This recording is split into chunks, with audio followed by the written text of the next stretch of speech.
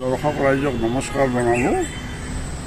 আজি মই আপোনালোকৰ ওচৰত আনিছোঁ এবিধ ডাঙৰ আকৃতিৰ ৰাজহংসৰ কথা, যাক ইংৰাজীত মিউট চোৱান বুলি কয়। কিন্তু এই হাঁহটোৰ অসমীয়া নাম নাই, কিন্তু এনেই আবিধানিক অৰ্থ হিচাপে হয় যে বোবা বা মাত নথকা হাঁহ। কিন্তু ইয়াত নহয়, মাত আছে, সামান্যভাৱে আছে। যদি সিহঁতৰ লগ লাগি পেলাই বা উৰি গ'লে অকণমান এটা মিউজিকেল টিউন এটা, সাংগীতিক এটা সুৰ শুনা যায়। গতিকে সেইকাৰণে এই মাত নথকালৈ কম্পেয়াৰ কৰি নাম দিছিলোঁ নিমাতী মহাহংস।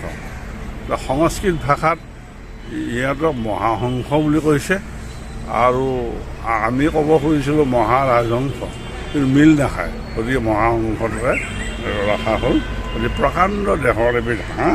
সিহঁতৰ দৈৰ্ঘ্য পিতৃপক্ষীৰ 160 চেণ্টিমিটাৰ আৰু মাতৃপক্ষীৰ 125 চেণ্টিমিটাৰ।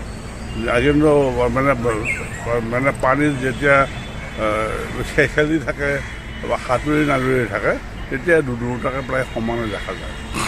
আৰু এই হাঁহবিধ প্ৰকৃতাৰ্থত ইউৰোপ আৰু এছিয়াত বসতি কৰা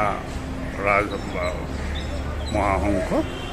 আৰু এই হংসবিধক লৈ বহুতে বহু ধৰণৰ চৰ্চা কৰে। আৰু ইংলেণ্ডৰ ৰজা ৰাণীবিলাকে আদিম কালত বহু শতিকা আগত পোহপাল দি ৰখাৰ কথা জনা গৈছিল, আৰু বৰ্তমানৰ ৰাজ পৰিয়ালেও ৰখাৰ কথা জনা গৈছে।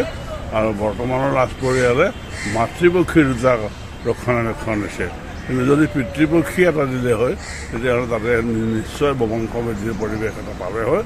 গতিকে এইবিলাক কোনো কথা নাই। আমাৰ গোটেই বিশ্বৰ চিৰিয়াখানাবিলাকত এই হাঁহবিধৰ অস্তিত্ব দেখা যায়। আৰু কলকাতাৰ যিখন আলিপুৰদুৱাৰত থকা চিৰিয়াখানা, তাতো ইহঁতৰ বংশবৃদ্ধি হোৱাৰ কথা জনা গৈছিলে। তেওঁলোকৰ যিখন শতবৰ্ষৰ গ্ৰন্থ ওলাইছিল তাত আমি পাইছিলোঁ। আৰু এই হাঁহবিধক ইউৰোপৰ অৰিজিন বুলি কোৱা হয়, যদিও 6000 বছৰ আগতেই মিউট চোৱানৰ যিমান সম্পৰ্কীয় কথা জনা গৈছিলে। গতিকে ইহঁতৰ বংশবৃদ্ধিৰ প্ৰক্ৰিয়াটোত 3-4টা বৰ বেছি 5টালৈকে কণী পাৰে, আৰু 35-36 দিন উমলায়। এনেকৈ বংশ বৰ কম। আৰু মানুহে যদি অন্যায় নকৰিলেহেঁতেন এই হাঁহটোৰ এতিয়াও বংশবৃদ্ধিৰ সময় বহুত আছে। আৰু আজিৰ পৰা প্ৰায় 65-60 বছৰ আগলৈ ইহঁতে টেম্পাৰেট ইউৰেছিয়া, যিবিলাক হ্ৰদ দ্বীপ, সাগৰীয় দ্বীপ, মহাসাগৰীয় দ্বীপ, এইবিলাকত বসতি কৰিছিল। আৰু সেইবোৰৰে নিৰ্বিঘ্ন পৰিৱেশত সিহঁতে বংশবৃদ্ধি কৰে। এইটো কথা। সিহঁতক বৰ্তমান সিহঁতক সংযোজনৰ মাধ্যমেদি উত্তৰ আমেৰিকা, দক্ষিণ আফ্ৰিকা, অষ্ট্ৰেলিয়া, নিউজিলেণ্ড আদিত বংশবৃদ্ধি কৰি সফল হোৱাৰ কথা আমি পাইছোঁ। গতিকে ইহঁতৰ ভৱিষ্যত উজ্জ্বল বুলি আমি ভাবোঁ।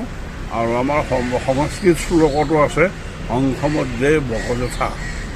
ৰাজহাঁহৰ মাজত যেনেকৈ এটা বগলীৰ কথা, বগলীটো অলপ বেয়া দেখা যায়, ঠিক তেনেকুৱা কৈছে। কিন্তু আচলতে এইবিধ হাঁহবিলাকক মই 3টা ভাগত ভাগ কৰা হৈছে: চোৱান, গিজ, ডাক্স। ডাক্সবিলাকৰ মাজত আকৌ পচাৰ, তিল এইবিলাকো আছে। গতিকে এইবিধ পৰিছে মিউট চোৱান, পৰিছে চোৱান প্ৰজাতিত পৰিছে। চোৱান হাঁহো বহুবিধ আছে, সেইবিলাকো আপোনালোকক অৱগত কৰিম। আৰু এইবিলাক পৰিভ্ৰমী হাঁহ আছিল আগতে। আৰু গতিকে এই পৰিভ্ৰমী হাঁহবিলাক, ৰাজহাঁহ, ডাঙৰ ডাঙৰ হাঁহবিলাক আহিলে আমাৰ মানুহে গুলিয়াই মাৰি মাংস লোক মানুহবিলাকে অন্যায় কৰি অহাৰ ফলত এই মহাহংসবিলাকৰ সংখ্যা তেনেই অৱনমিত হৈ আহিল। কিন্তু এচাম প্ৰকৃতিপ্ৰেমীৰ আপ্ৰাণ চেষ্টাৰ সাহসীয়া চেষ্টাৰ ফলত ইহঁতৰ এতিয়াও মানে ভৱিষ্যত উজ্জ্বল বুলি ক'ব পৰা ফল এটা আহি পৰিছে। নমস্কাৰ।